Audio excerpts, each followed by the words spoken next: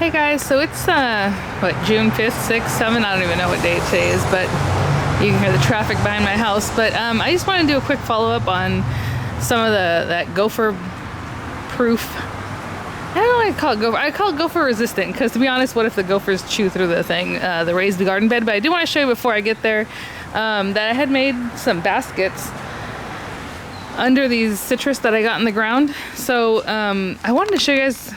This is a Kishu mandarin. It's super cute, but it's hard to see now because my husband's been mowing the lawn the last couple weeks. But I put it in a little basket of basically chicken wire that I kind of doubled over so it wouldn't be as easy to get through because it's about a 1-inch hole in chicken wire. And there were little spots, and I'm telling you, this gophers went for these roots. And thank God that I made this basket because basically it's going to protect all the roots that are in that area, and then they start going out right through there.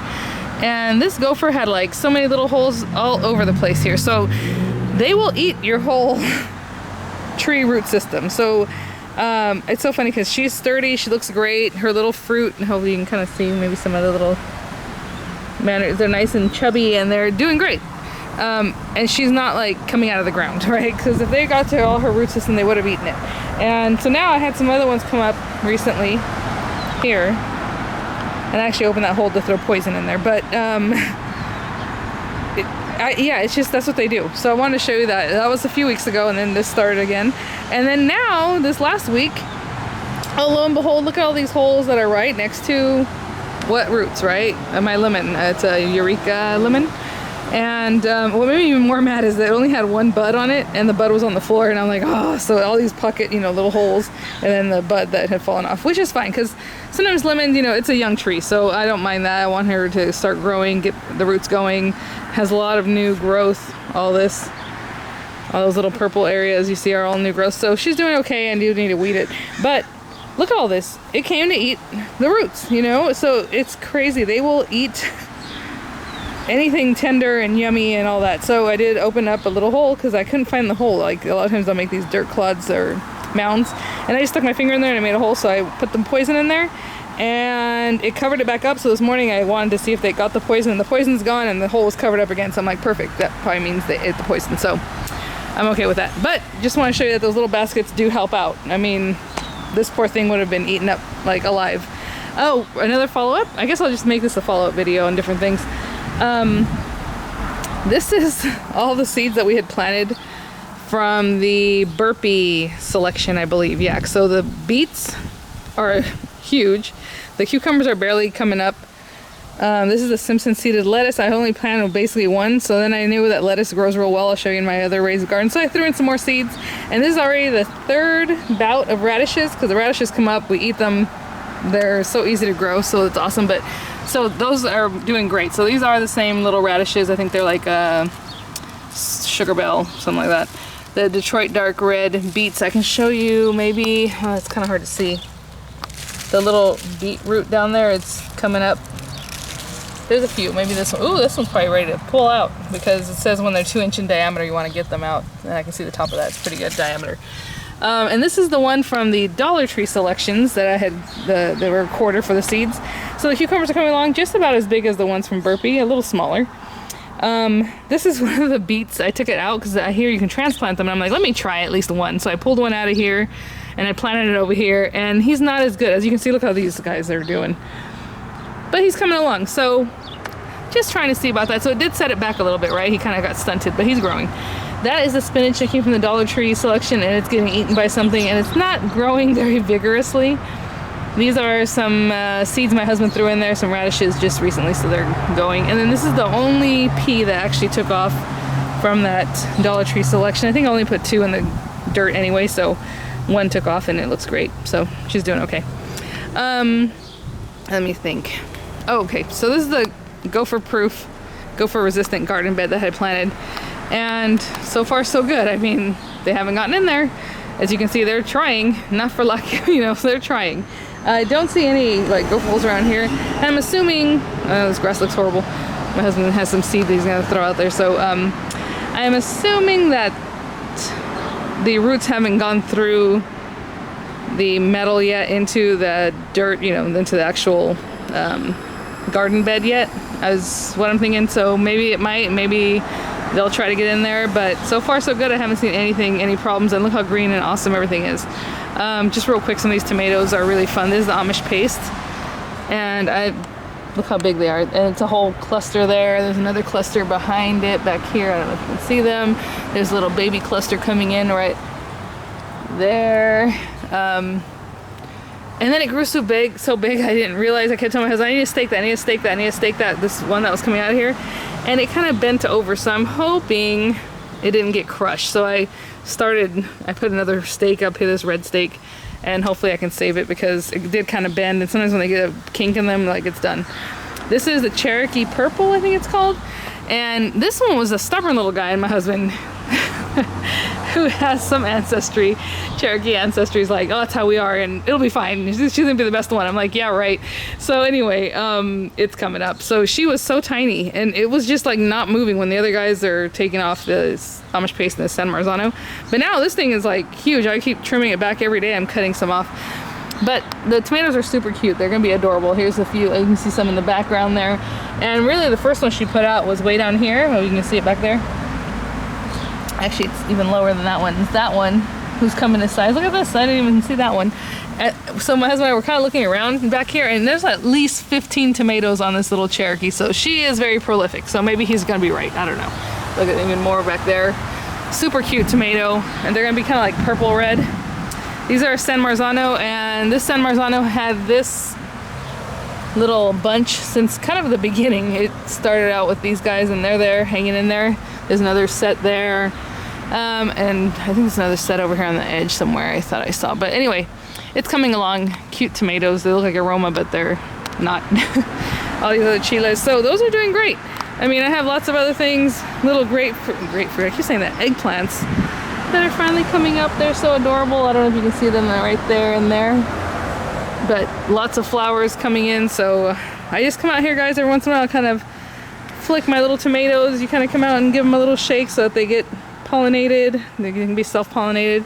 There are tons of tomatoes on this plant. I know it might be hard to see. If you are interested in a nice plant, look how big it is. I mean, this thing was a baby when I got it, seriously. I think I got this at Walmart. It's a Grape Tammy G variety. But you see it's not bushy. You can see everything that's going on. It's going to get lots of airflow. I mean, there are just clusters and clusters and clusters of grapes. I don't know if you can see them because they're green, so it might be hard to see, but at the bottom they're finally ripening.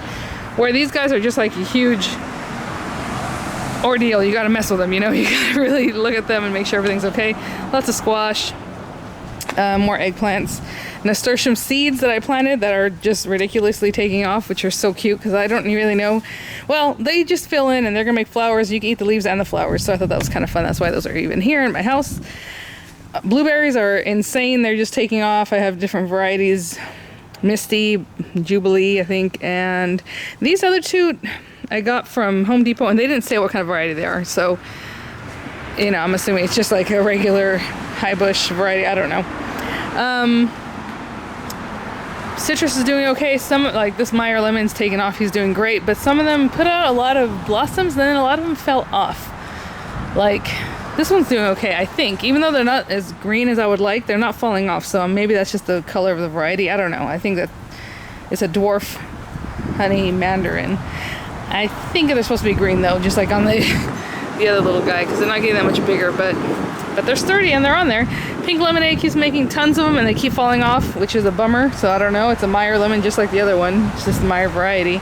So something is not happy here, because she'll put them out and they look nice and big and then they just fall off. So I don't know. There's a Calamandan, which is doing great. Pretty much everything this Calamandan sets, they stay, and look how big they are. And this is the newest tree that I've gotten, so that's kind of cool. She's doing really well. And this is the one that I'm like so sad about, because she had put out so many limes, like ridiculous limes, and now they're just falling off super easy. But during that construction, she really got covered in like, I don't know if you can see that, it's in like dust. And so we've been trying to clean it, but I don't know if that has something to do with it, where it's not getting its photosynthesis maybe as well as it should. I don't know. Or maybe it's just too many and she's only a year old, you know. I don't know.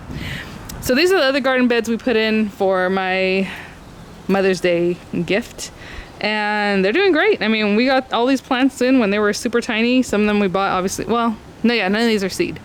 These all I bought just the way they are, you know, already a plant. But had some fun stuff, some weird things going on, especially with the tomatoes that I got from Green Thumb Nursery. Each and every single one of them had some kind of problem where they got like a gray or purplish stem. And what's funny is that a lot of them, the ones I chose, had 2 in the plant pot. You know how sometimes like they'll plant 2 seeds so that they make sure that at least one grows and then they can sell it. So all the ones I chose had like 2 in there, like these cucumbers. That's 1, 2, 3, 4. I got 12 plants when I was really only about 6, you know, in the 6-pack. So this one, I did that, and then one of them rotted away, this one. I'm like, okay, that's weird. The stem, it just gets like purple and weird. The only one that didn't have 2 was that Berkeley. It's tie-dye Berkeley, and I hope it doesn't get messed up because she's so cute. So I'm like, oh my gosh. And I don't know if it's the wind. I don't know if they had a problem, and so almost every grape I got from them had this issue. So again, like I said, I had bought packs where there were 2 in each little cell, so I was able to save one if the other one got damaged. But all these guys had the same thing going on. So I'm like, I don't know what it is. And the dirt that we used in here is not the same that we used in that first garden bed. So I thought maybe there's something in the soil that's messing, maybe it's some kind of fungus or something, I don't know. But it's Kellogg Patio Plus, which I've used in all my pots, and I've never had a problem with it. So I don't know. I think it's just something that the Green Thumb Nursery had going on. But, you know, these all came from there too, and they're doing great. But like I said, one of each 2 died. So good thing I picked out, especially the ones that had like 2 in each little cell, you know. Oh, I did plant these seeds. Literally, I'm not even kidding, 4 days ago. They're more string beans, so that when these guys die out, I'll be right there. So when these guys die out, these other guys are taking off, and look at them. They're already up and out with leaves. I'm like, I can't believe this, because I planted edamame earlier in the season in the other garden bed, and they just wouldn't sprout, and then they just died, or wouldn't even come out of the ground. It was so weird. So these guys are taking off, so pretty cool.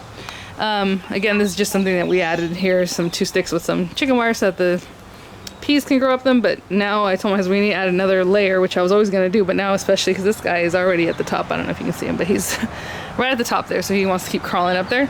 Lots of kale, lots of salad, lettuce, should I say, which is probably going to start dying out because it's starting to get kind of warm. We're still in the 60s and 70s. It was just so weird. It was warm and then it got cold again, so a lot of things started taking off and then they started stalling out. These are all beets, which is kind of cool because I'm really excited for them to start looking like the ones that are in the pot over there. But anyway, yeah, so it's just kind of a follow-up on some things, some little issues I'm having. If you have any ideas, let me know. These actually were in the same pots as the squashes that were over there, and I thought, you know what, I'm gonna pull one out, give it its own space. So this is a zucchini, and it's doing great. I thought I was gonna damage it right as I'm pulling it out of the pot, because it was not easy to do. But it's getting its little fruits, and they're coming in more and more, so that's cool. This guy, for sure, I damaged the root, like it broke. And I was like, you know what, I'm just still gonna bury it, and yeah, he's doing fine, so you never know. That area is empty because I'm gonna put another San Marzano that I have on my table there waiting, because I like the way the San Marzano tomatoes look. I thought they were super cute, so I have a couple here that I recently got at Walmart, and they were tiny, and they were actually wilty, but it was the last San Marzano they had, and it was like so small, like the smallest little thing you ever seen, and now look at them. So I just left them on my table here. I would water it, you know, every couple days. And these guys actually came from those plants that I was telling you guys that I was kind of disappointed that they didn't do so well. So what you can do is you can put your tomato cuttings, if they're nice and healthy, right, so in the healthy area, put them in some water and let them make roots, and then you can put them in the ground and you still have some nice tomato plants. So anyway, thanks for watching, guys. I'll see you at the next one. Bye now.